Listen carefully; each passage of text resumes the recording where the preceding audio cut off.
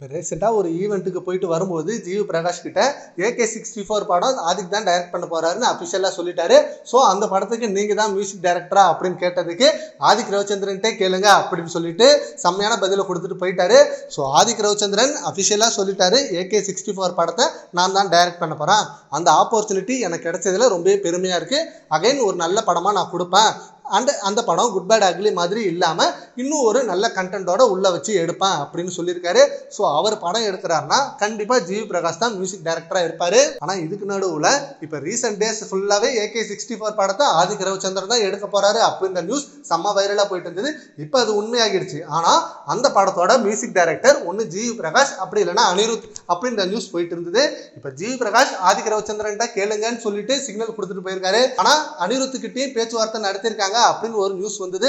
நிறைய cinema trackers இதை அஃபிஷியலா சொன்னாலும் பட் படத்தோட அஃபிஷியல் சைட்ல இருந்து வரப்பதான் நம்மளுக்கு உண்மை தெரியும். அகைன் குட் பேட் அக்லி படத்தோட காம்போ அமைஞ்சதுன்னா கண்டிப்பா செம்மையான சம்பவமா தான் உருவாகும்.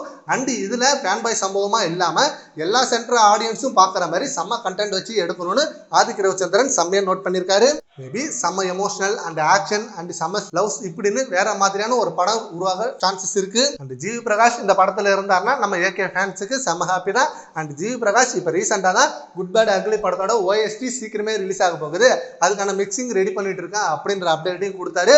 ஸோ அந்த OSTக்கு நம்ம AK ஃபேன்ஸ் படம் ரிலீஸ் ஆனதுக்கு அப்புறம்லேருந்து இப்போ வரைக்கும் செம்ம வெயிட்டிங்ல இருக்காங்க. சரி, ஓகே ஃப்ரெண்ட்ஸ், ஜிவி பிரகாஷ் இந்த படத்தில் இருப்பாரு அப்படின்றது உங்க கான்ஃபிடென்ட்டை பற்றி உங்க ஒப்பீனியனை நம்ம கமெண்ட் பாக்ஸ்ல கமெண்ட் பண்ணுங்க. Thank you friends.